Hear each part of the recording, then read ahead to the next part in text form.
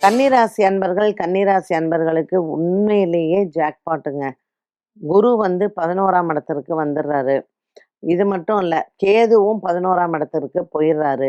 5ஆம் இடத்துல ராகு. உங்க பூர்வ புண்ணியம் எப்படி இருக்கோ அதனுடைய பலம் வந்து உயரும்.